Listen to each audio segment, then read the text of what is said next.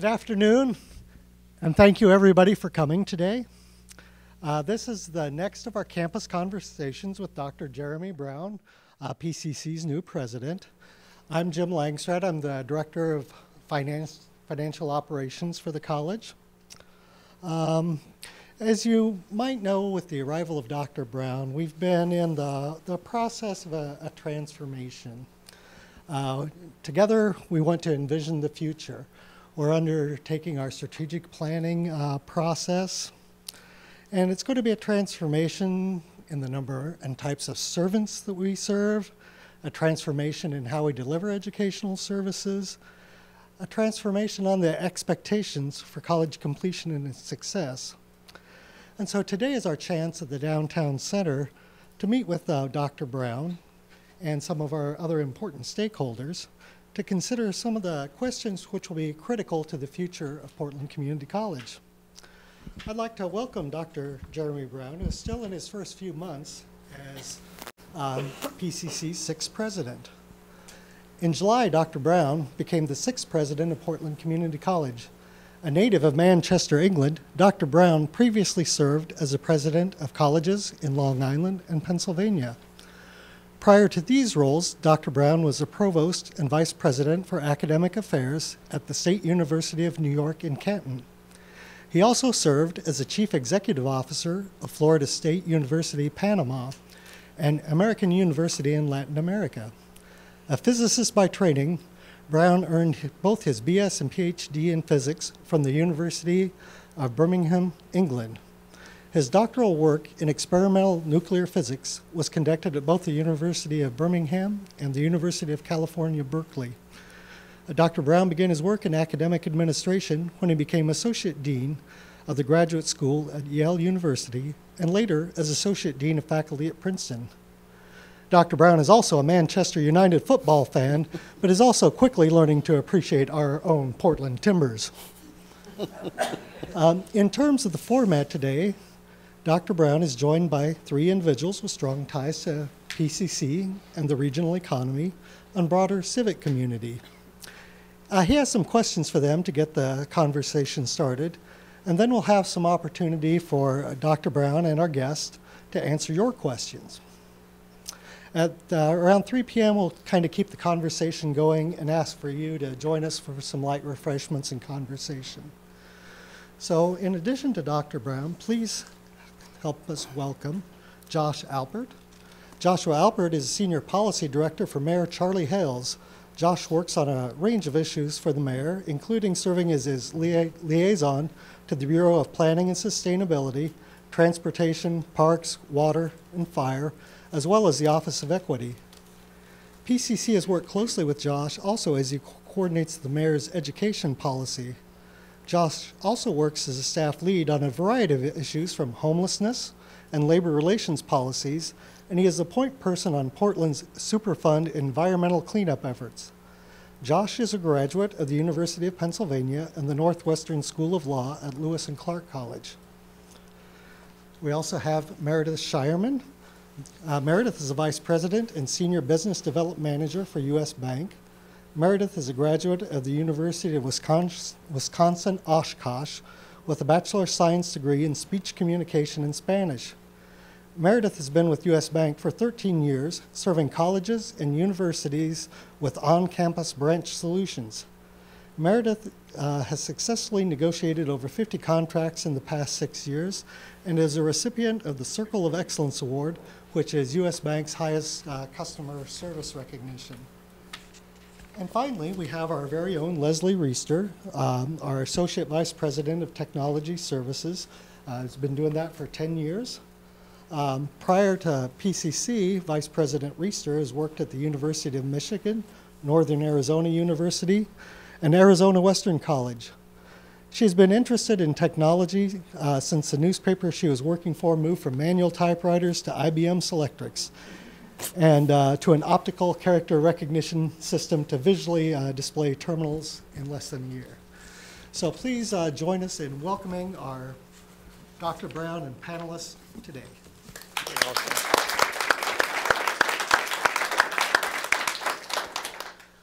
Well, I thought I would just start and set the stage for kind of why we're here today and why it's important that we have a beginning of a dialogue about PCC and community colleges and education in general.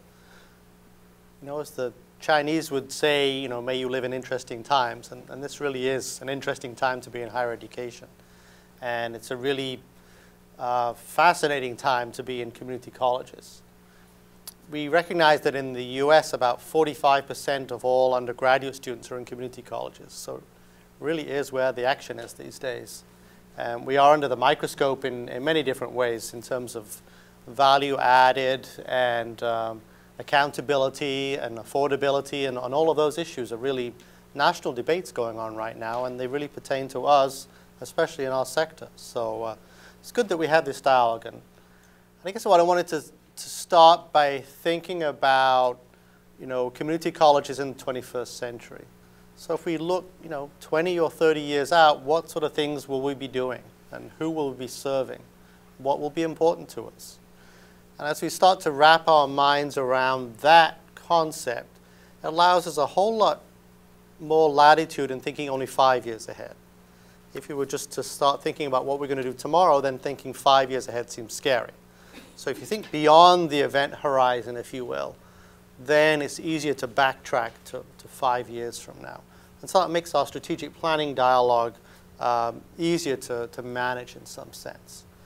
So today is really part of a series of discussions we had at various places around the district about PCC and our future. And hopefully it's the beginning of a discussion that we'll have, you know, as you're sitting at a four-way stop, waiting for everybody else to go before you.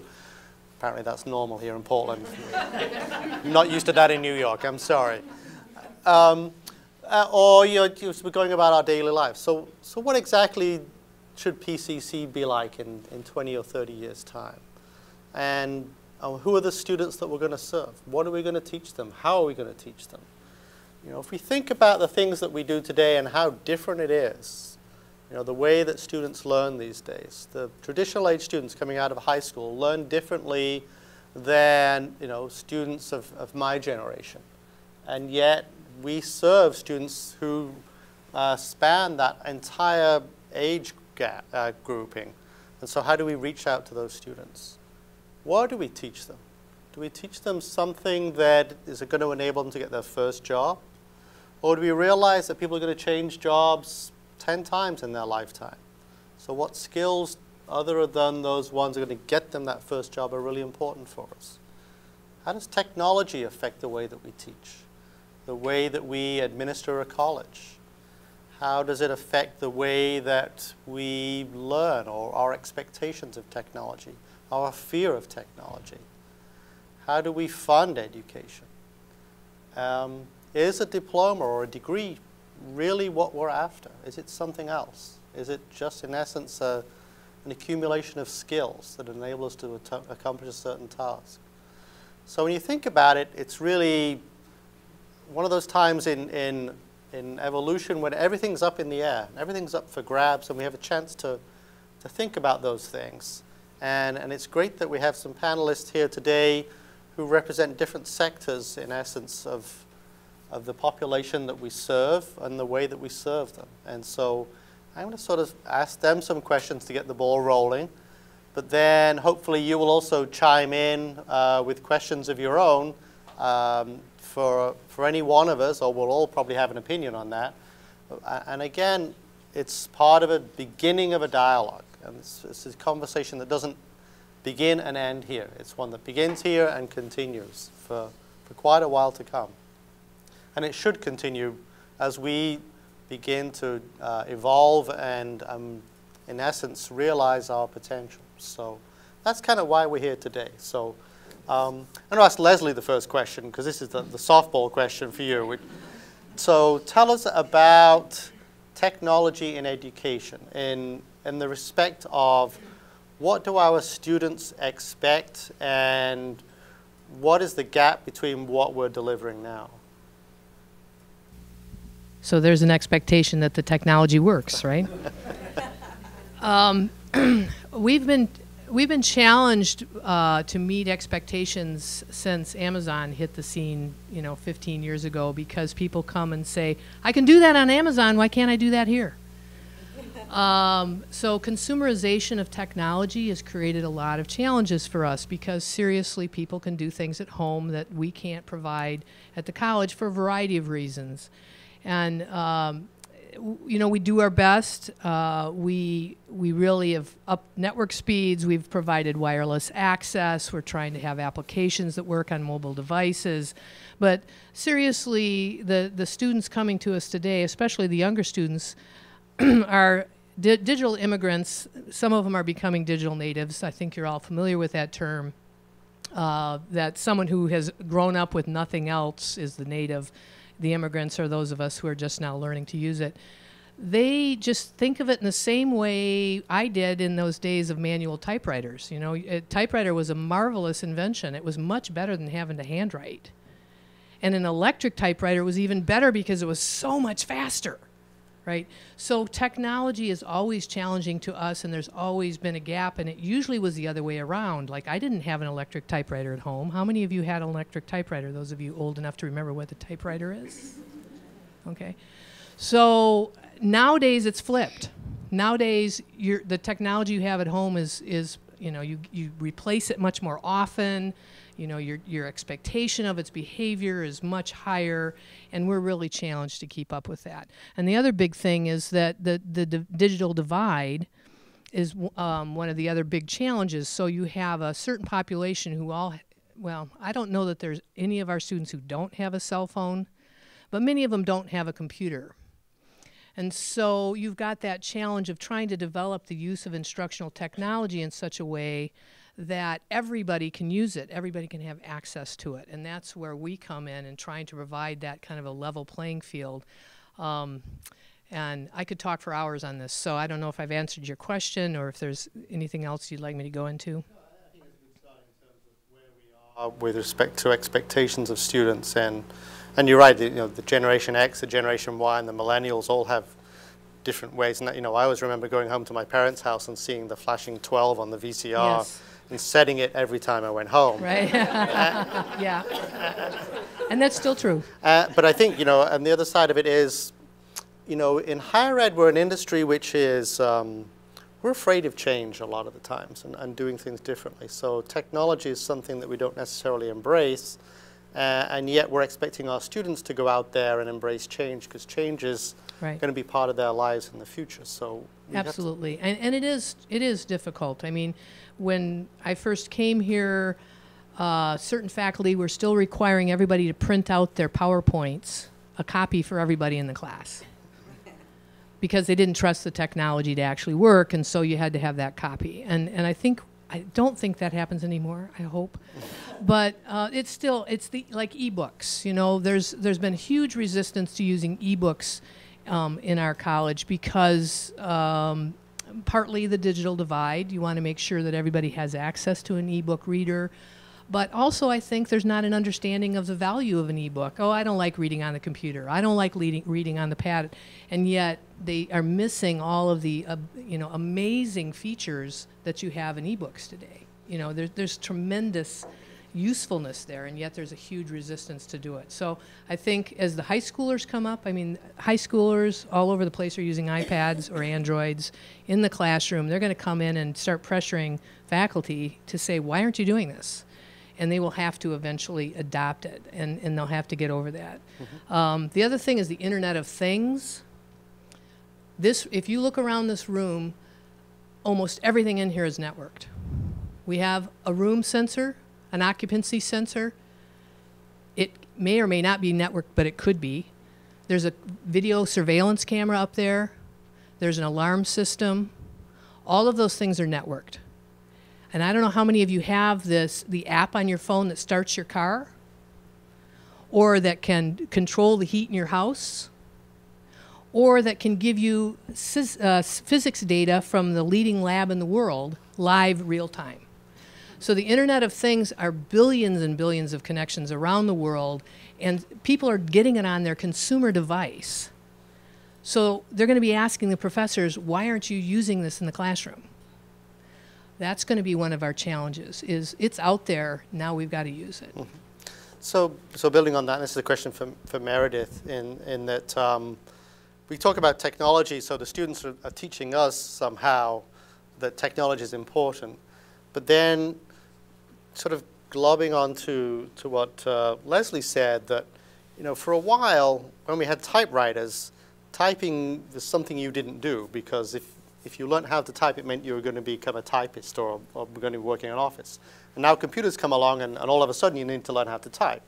So we also need to think about teaching our students some of these soft skills, if you will, that enable them to be successful. So it's not just enough to teach them, how to become an accountant, but it's how to become a good accountant. In your example, I know you recently got an award for customer service. And customer service is really important, and yet we don't recognize that perhaps embedded into a curriculum, whether you're in auto mechanics, whether you're in HVAC, whether you're in banking and things like that. So some of these soft skills are really important as we navigate our lives and change careers. So how do we what's your sense of the importance of those soft skills? So I have a couple of different things that come to mind. And I think I would start out by saying that the basics will never, ever go away. So the importance of a firm handshake and looking at somebody in the eye and saying, glad to meet you. I mean, that's never going to go out of style. It's never going to go away. And it's amazing how many people don't have that. Looking good, sitting up straight, some of those, those skills. Wow. Those things, really are important. And when you talk about customer service, a couple of things that come to mind for me and how we relate to other, whether it be getting a job or whether it be negotiating a lower rate on your car insurance or whatever it is, there's a fundamental piece in there, and that's communication. And so that's verbal, and that's written, that's organizational. It's all of those things working together.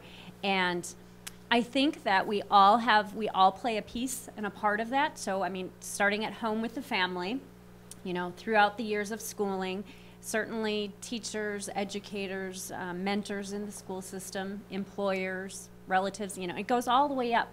So I think if you can work hard on helping, reinforcing the basics, what I would call the basics that are never, ever going to go away.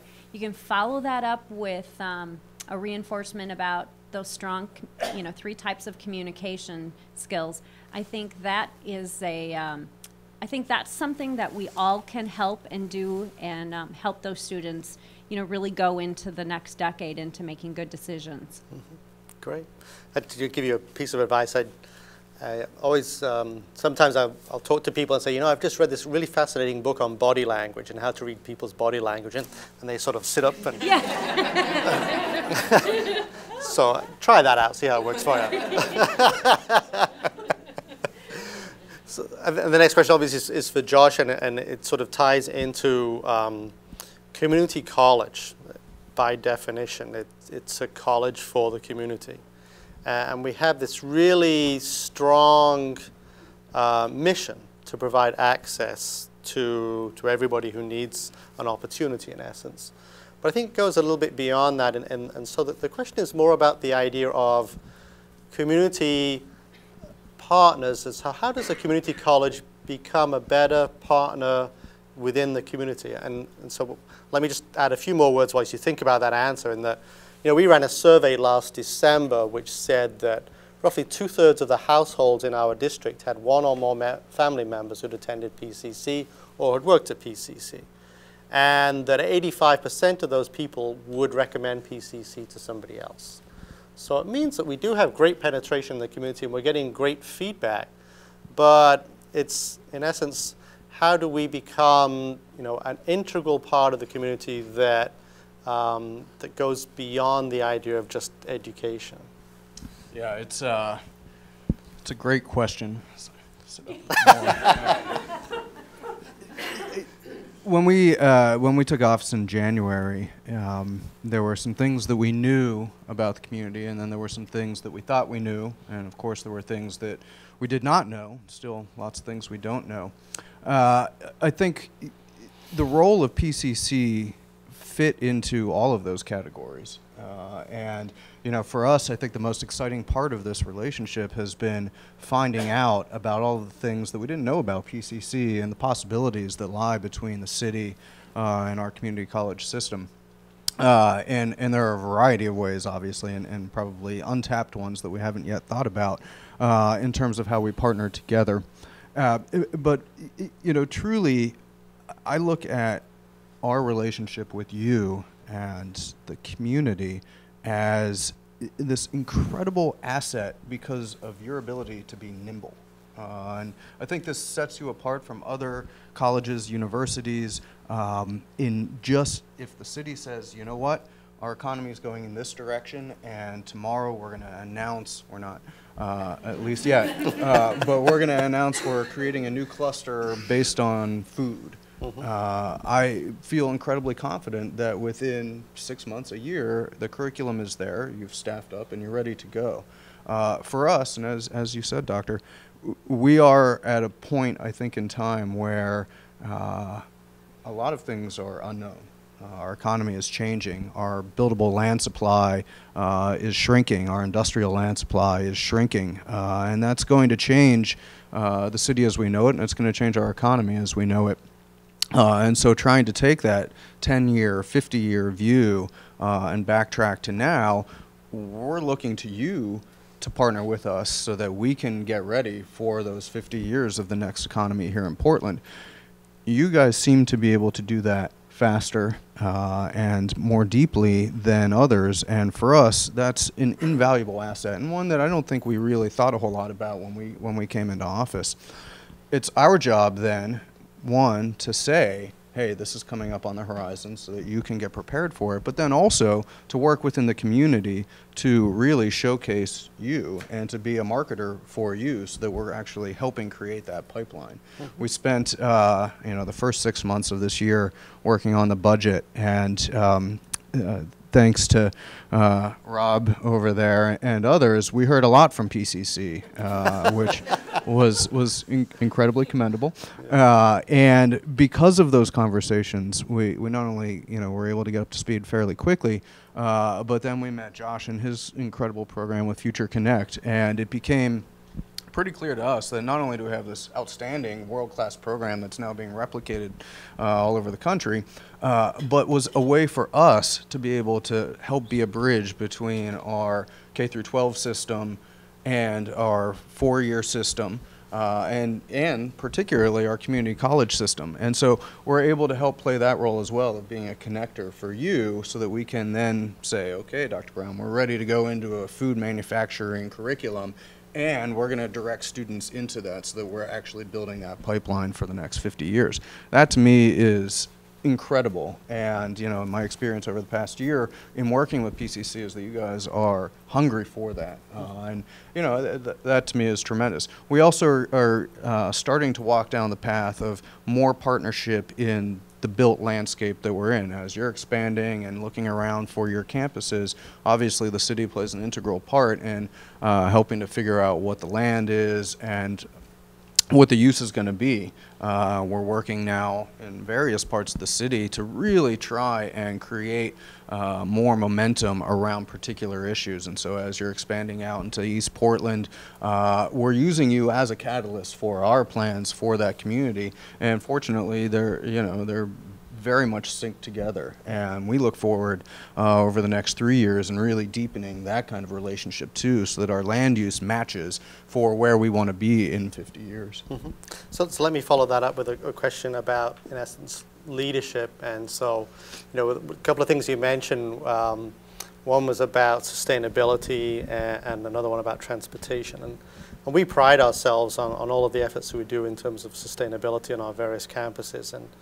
And I think that, the 90,000 students that we have, that it's an opportunity for us, in essence, to educate people who will then educate their friends, their neighbors, and, everybody else on the street, so to speak. In the same way with transportation, if we can be part of the city's plan for transportation infrastructure, because we have a lot of students moving all around between our campuses, then again, providing those resources then that the city can take advantage of, I think, is important. Without question, and it's not lost upon us that you have kind of a captive audience that we're going to be able to use. It's probably no secret that the mayor has been, really since during his campaign, kind of beating the drum for new funding for our transportation infrastructure, and it's the right conversation to be having because our assets are crumbling quickly. In fact, I came earlier today from a weekly now brown bag with Commissioner Novick, who's our transportation commissioner, as we're getting ready to pull the committee together to really help figure out what are we doing in terms of new revenue. I'm proud to say you're going to be getting a phone call to be part of that committee, because it truly is, as you're working throughout the city, your students are coming from all over the city and outside the city. And we have, I think for the first time in a while, a mayor who is focused not just on the city, but on the rest of the region as well. And so as your campus expands outside the boundary line, we want to be there with you as well, working with those communities to make sure that we're connected, whether it be in Newburgh or wherever outside the city, that we're providing that infrastructure, because your students and our voters truly don't care where that boundary line stops. They want to be able to access any campus at any time, and we can help provide that structure. Yeah, and I think we're all extremely grateful to the mayor and his funding for Future Connect and changing lives and changing communities. So that's really one of those win-win partnerships, as you say, that we look for in working with the city. The other question I think is for Leslie in terms of I guess the growth of technology and education. And so, there's lots of arguments about, do we need to have bricks and mortar, or do we have, in essence, a virtual environment in which we learn? And then what does that mean as we become more and more online in our educational endeavors? So what are the implications for a college, and also what are the implications for the learning process?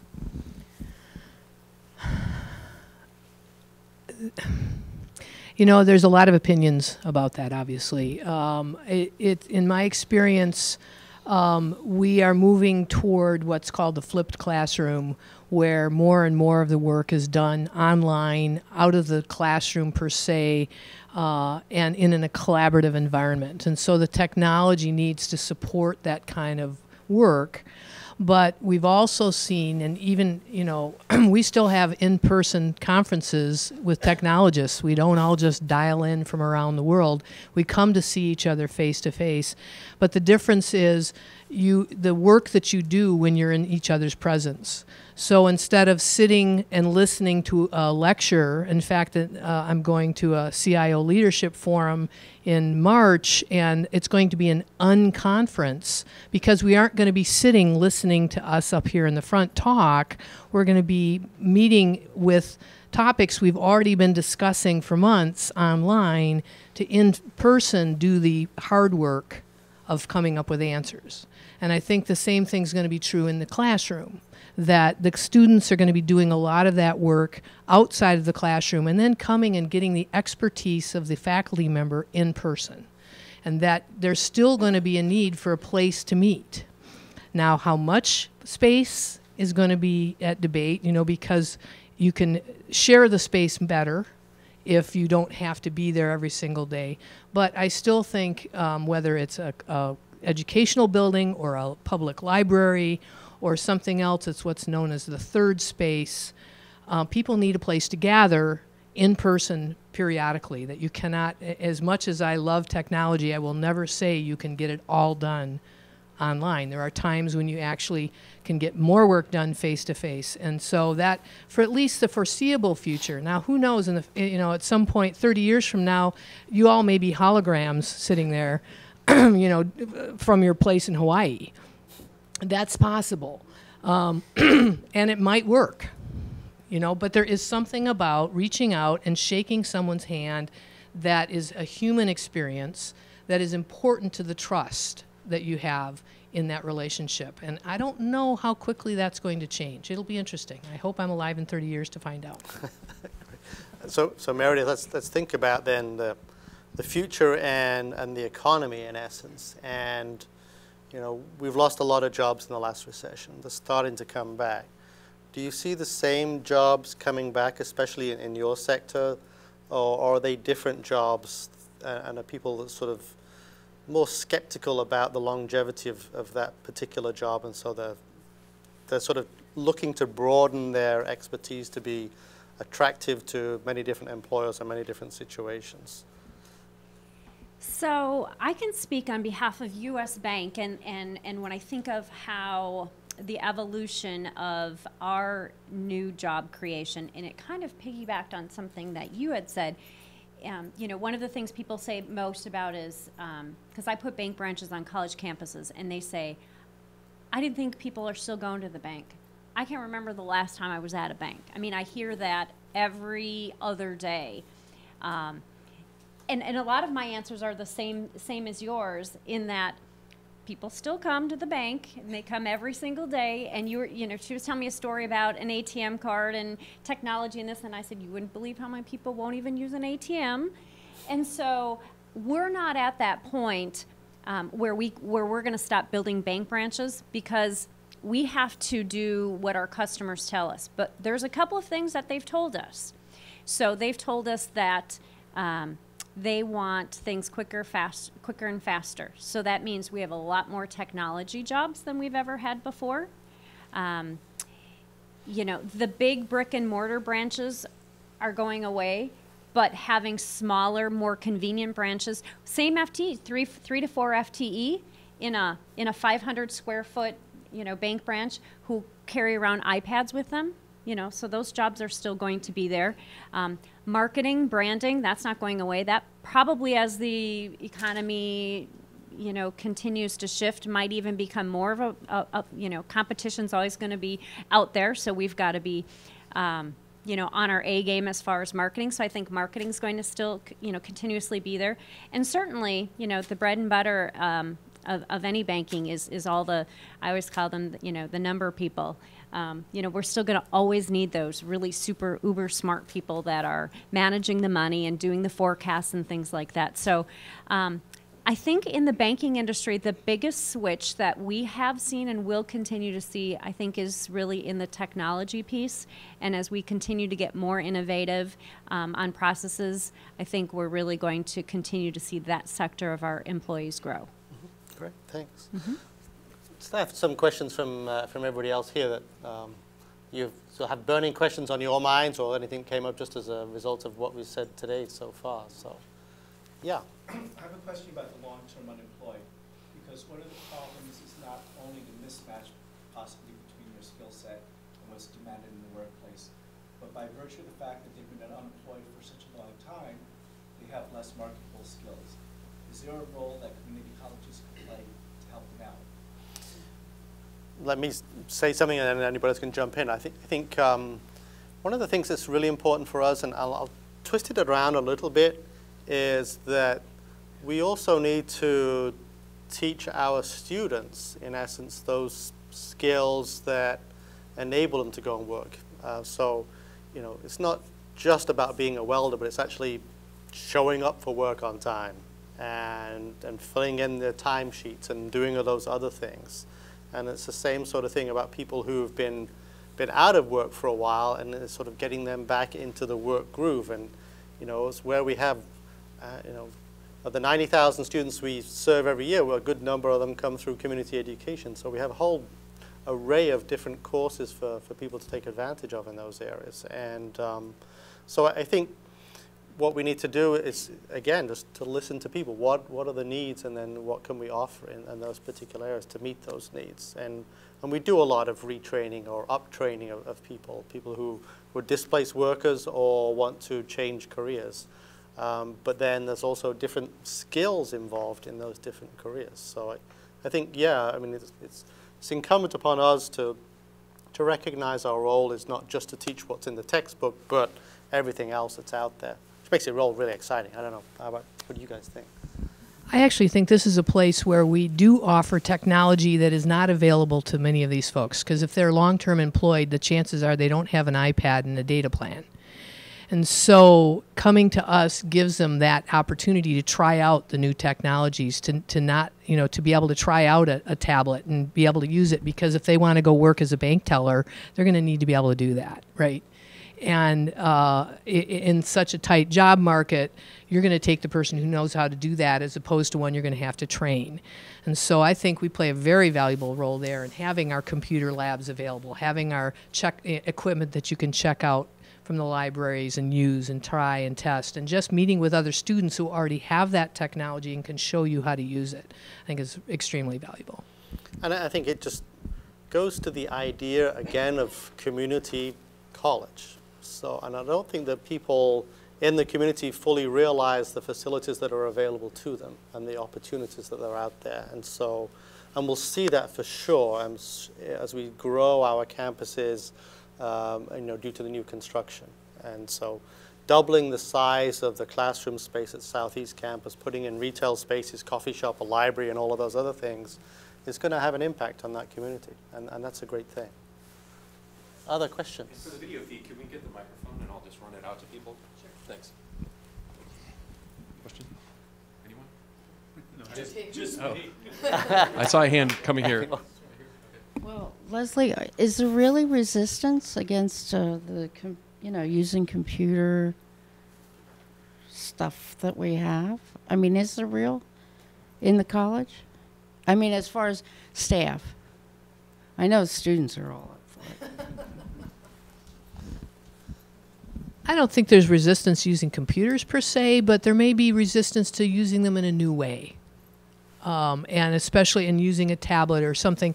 And so we get very comfortable with the way we've always done things. And there might be a new software package out there. There might be a new device that will make it easier and faster. And it's just human nature to not want to move out of your comfort zone. So I wouldn't call it resistance so much as just being human and saying, I already know how to use this thing. Don't make me learn to use this other thing. You're going to have to show me why it's going to make a difference. So I think what you heard me say was that faculty are reluctant to use ebook readers, and they have legitimate reasons for doing that. I don't want to sound critical of faculty. I think there's some real issues there that they are taking in. They're trying to be very considerate of their students. So I'd be careful and try and rephrase what I said before. I don't think there's any resistance. I do think there's just human nature and the reluctance to change. But I think it goes back to the old. I guess I don't know what happened out in Portland, but remember the days when we had both WordPerfect and Word, and it was like two separate entities on the planet, and you're either in one camp or the other. And then we finally switched to one, and one group of people were really unhappy about that. And then life goes on. It's fine. I don't know. Questions? Here? Okay. So Josh, one thing I was interested in is how you see PCC in terms of citizenship. It seems like in the last several years, especially younger people, have sort of demurred from being involved in citizenship. And I don't mean that in a denigrating way, but it has turned them off, the politics and all that. And so in terms of how PCC can interact with the city on creating more sense of growing our communities and citizenship and also affecting our educational environment at the same time, I was wondering what you thought about that. Yeah, it's a great question, and really it is through partnerships like we have on Future Connect and really capturing kids as they're going through high school and even earlier, where we're partnering with work systems on summer internship programs to really show kids that, hey, these are options available to everybody, and they're actually kind of cool. And so we spend time really trying to get out into the community. Our relationship with PCC on Future Connect, I think, is perfect, and hopefully will grow as we find more money that we're able to allocate into it, because it isn't just for the kids' benefit, it is for all of our benefit to create those citizens who then can come work in City Hall or work in the Portland building and really be the next generation of leaders here, because we have a dearth, and it is declining, not growing. It is something that we are actively trying to figure out what we do with that, and we're having that conversation with all the school districts as well as with colleges, because everyone here has an impression of politics and politics as usual, and all of the disparaging things that you hear. And when the average kid has maybe a minute or two a day to think about something that's a worldview, they're immediately hammered with, oh, well, it's politics as usual or whatever, and so that's it. We've lost them, and so we have to work doubly hard to overcome that stigma and bring them in. And certainly the city can't do it alone, and it's going to be incumbent upon groups like PCC and others to step up and say, we're with you on that. And I think we're doing that. We can do more, though, for sure. And it sadly is going to have to start happening earlier and earlier in kids' lives, because technology makes it easier for kids to hear these things, read these things. And so we just have to be there to meet them, to counter that and say, no, yes, there are always stories about why politics is a dirty game or being involved in your local government is a bad thing. And we just have to do a better job of being louder and showing better examples. And I think just to add to that, we talk a lot about Future Connect, and but we also have this other program at Jefferson, the Middle College program, which is remarkable from many different facets. And the one statistic I like to use is that before the Middle College program, the 10th grade attendance rate was around 48%, and now it's over 90%. The graduation rate is higher than the state average, and the college going rate is higher than the state average. And that's fantastic, but it's even better when you talk to the students. And I see that also with the Future Connect students, that you talk to them and they're going to college. It's never on their radar, and they're just delighted to have that opportunity. And then you say, well, what do you want to do with your life? And they say, I want to be a social worker. I want to be a teacher. I want to be a nurse. They don't want to be doctors or lawyers. They want to give back. They want to go into a career that's, in essence, helping others, which I think is just fantastic. And, we can't write that script for them. They just come out with it, and it's just fantastic in the sense of they recognize an investment in them, and they also realize that they can also pay it forward, in essence. Any other questions?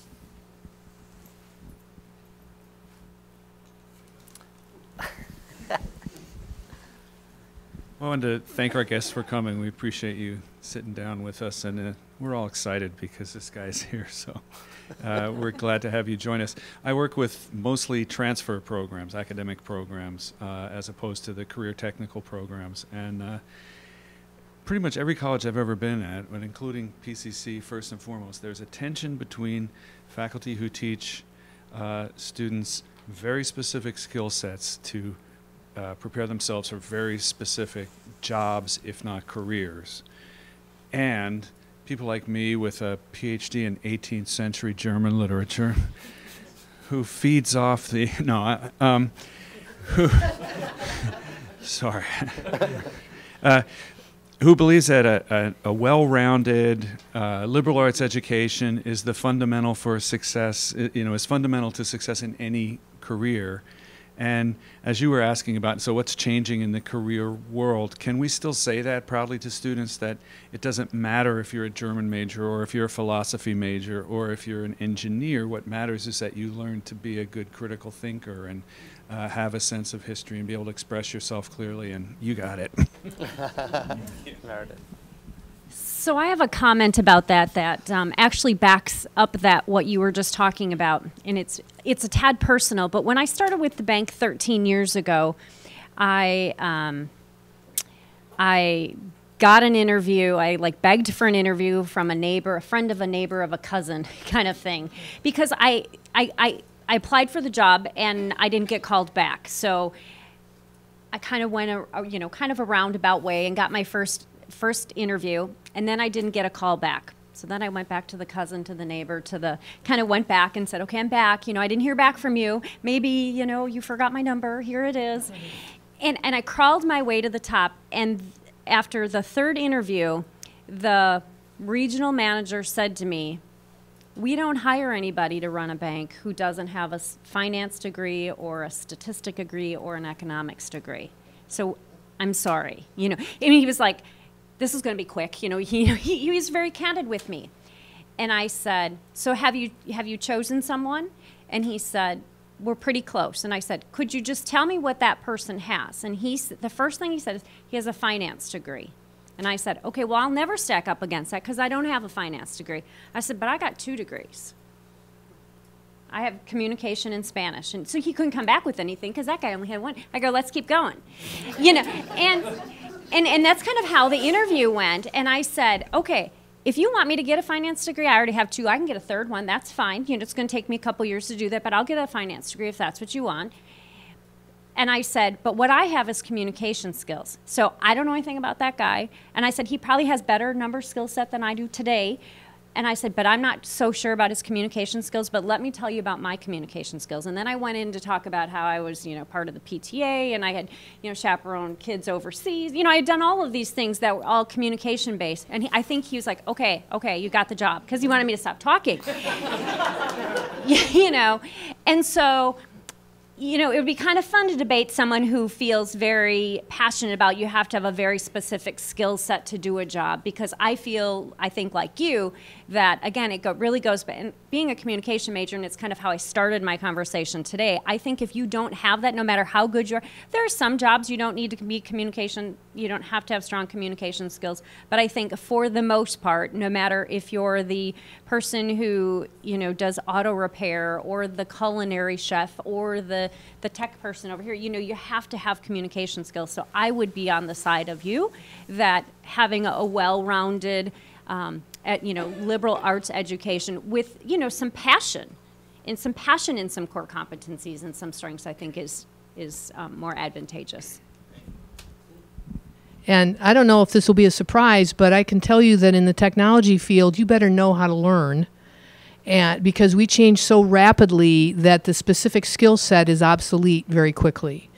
And I would rather hire someone with critical thinking skills and the demonstrated ability to learn than someone who's, a top-notch X, whatever X is, because X is going to be Y in 6 months. And it's a challenge. And so I really believe, I'm from a liberal arts background myself. I really believe, and well, it's kind of interesting because I got a journalism degree, and there were 2 philosophies around that. I actually taught in a program where we were very hands-on. It was, 36 hours of journalism, and, really you knew how to write a headline and do all that kind of stuff, but you didn't know anything about the world. And then the other side, which was you knew everything about the world, but you didn't know how to write a headline. Trust me, you can learn how to write a headline pretty quickly. But you can't learn whether someone's lying to you if you know nothing about the world. And the same thing's true in technology. And so I think from an I will always argue on behalf of that critical thinking skill, that liberal arts degree, being much more valuable than a specific skill set. Now, for some of our people, that specific skill set they need desperately to get the job to be able to pay for the transfer to the liberal arts school, and I think we can't overlook that either. But if we don't let them know they need to keep learning, we have done them a great disservice. Yeah, my history is at school, my best subjects were Latin, French, and English literature, so I decided to study physics. And I didn't say logic was one of my best subjects. And, and now I don't use nuclear physics on a daily basis. If somebody upsets me, I threaten to use it, but it's about those skills that you have, and communication skills are really important as the other skills. So I think we have time for 2 more questions. Or 1 or none, but I think 2 at least. Yes? I did want to also say thanks for coming down. Being at the downtown center, we aren't on a campus, and we don't always have people come see us, so thank you for coming. And we are primarily administration here, so we don't have the student contact and the student interaction on a daily basis, which we kind of miss, but thanks for coming down. And being kind of in administration and not directly student contact. And then the 20 plus years that I've been here, you know, the change can be kind of scary. And I'd like to know from especially Josh and Mary about, you know, especially coming in with a new mayor and you have this term to make this change. So you've got to be able to make change quickly, and maybe some strategies for us to kind of use in our path forward. And then Mary, being in a large, geographically diverse organization like PCC, but obviously larger, you know, change happens quickly in the banking industry too. So I didn't know if you have any advice for us as we embark on this future. Yeah. I will disparage government after saying that we shouldn't do that. We are like an oil tanker, and it takes a lot of turning to make any kind of turn in a long time. And it was very evident this week when we had no power at City Hall. And I mean, it was like the world had ended and no one knew where to go or what to do. And it was somewhat terrifying if, you know, our disaster plans are, you know, foiled by just power going out, we're in trouble. And so everyone should be afraid. No. I think, you know, the best that we can do is set things up for the future. Because in, you know, one term, if the mayor decides to run again and wins, maybe 2 terms, there are some things that you can do and see through, but the majority of the work is setting things up for the future and really just trying to aim the trajectory of that oil tanker on line with where we believe the values of Portland are, and then pass on the torch. Fortunately, we have a large bureaucracy, which you don't hear, fortunately, in large bureaucracy often, but they are really the keepers of that flame. They're the ones day to day who see administrations come and go and really just keep trying to keep that tanker pointed. And, you know, we get to have a say for short term of where we think they should be aiming. But generally, I mean, the city bureaus work themselves. And sometimes we get in the way of that. Sometimes we try and move them in directions. But largely, it's you know, taking that broad view and then just trying to set the course, because it takes some time for most things to happen. And it's, you know, I would venture to say that most local governments are that way. And of course, we're way, way more nimble than our counterparts at the state, and the state can do things in light years compared to what the federal government does. So, you know, I like to think we're the fastest out there, and even that is terrifying because things happen pretty slowly.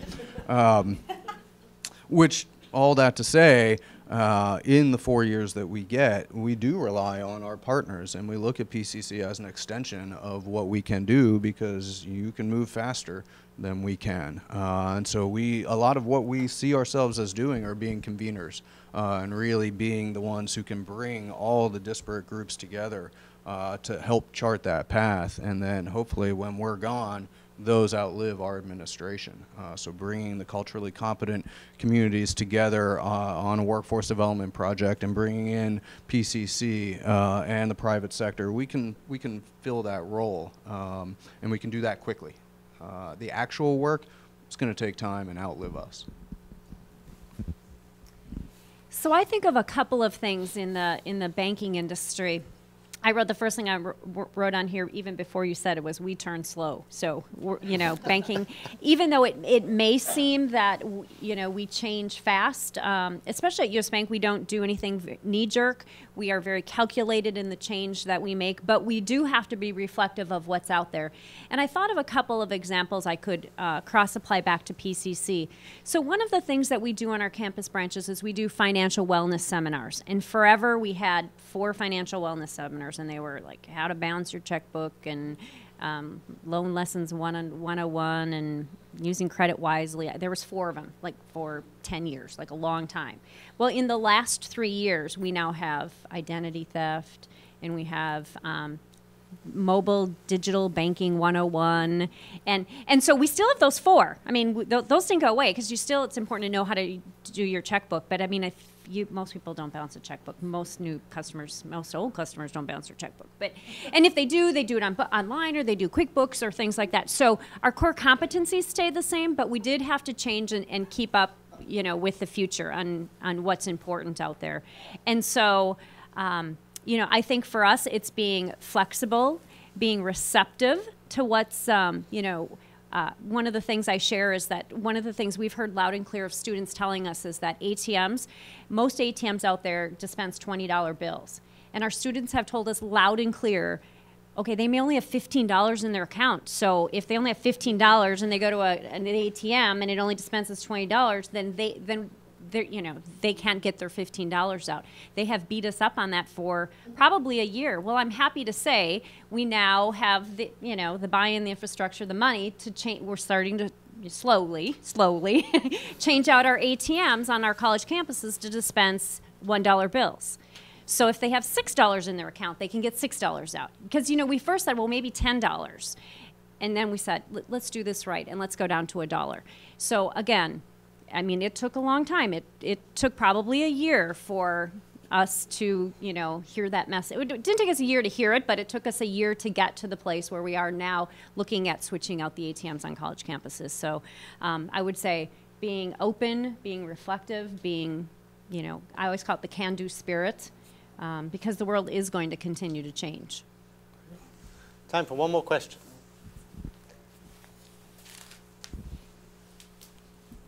Speaking of change, and also thank you for being here, PCC is in the middle of a strategic planning process and moving forward.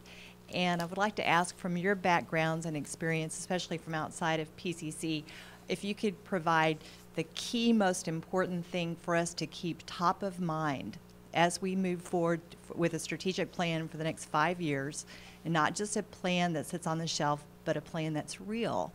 What pointer would you provide? Goes to. And then I'll take it over. Is that the first banking move? Truly, it's easy for me to say this, but I would say to further and continue to deepen your relationships with the city, because we are, well, I just got through saying we move very slowly. We are moving very rapidly in a few areas, and it's because we're being forced to, just by the economy, by our environment. And so there are, particularly in land use, things are moving faster, and all, I think, a good thing, just because the economy is starting to grow again, and we want to capture that and ride that wave for a while. And to do it together, we will both be stronger. And we do have this window in time, I think, right now, where we have a mayor and a college president who I think both tend to get a little wonky on land use, transportation, which is fantastic, because we're getting those resources right now to be able to affect some change. And if we do it together, we're going to do it correctly, I think. And that's not to say that we shouldn't be doing that on a whole range of issues. Those happen more slowly. But particularly on the land use side, and where specifically you want your campuses to be. And then, as was said, we're looking at smaller spaces now, because our land supply is shrinking. But because of technology, we're able now to actually have those and serve the same amount of people, or even a growing population. And so continuing to work together on how we shape that built environment, I think, is going to be critical over the next 5 years, as the city is having these conversations. One more thing came to mind as well, and we probably don't talk nearly enough about this, and that's the range of population that you serve. We tend to focus, particularly recently too, on the young end of the scale, but there is a huge population, I know, of older Portlanders that avail themselves of PCC curriculum. And, you know, we're really interested in figuring out ways that we can connect around that as well, because we have a park system that, again, is crumbling, not nearly enough money in the system for maintenance and for programs, and we're continuing to have to slash those programs, and we'll see what happens in this budget cycle. But, you know, I think over the next 5 or so years, as we're trying to right the ship with the budget, there are ways that we can probably help reinforce each other as well. So it doesn't always just have to be conversations about what the future is and about workforce development and how we're getting to that 50-year view. There are things I think that we can and should be doing now that serve the entire range of your population today. And so we just need to continue, as you're going through your strategic plan and we're going through our budgeting, we have to really sit down and figure out what those things are that we can do for now as well as for the future. Well, I just wanted to thank you all for being here this afternoon. And I know that Jim's going to wrap it up, but again, just to emphasize, this is the beginning of a conversation, and you'll have a lot more questions. We want to encourage you to talk amongst yourselves and talk around the campus, in essence, and to be part of our strategic planning process, because it is our future, and you're part of that. And the more that you play a role in it, the more that you will see that you are integral to our continued success. So it's really important that you are here today. It was great, and we encourage you to remain connected and thoughtful about the future of this great place.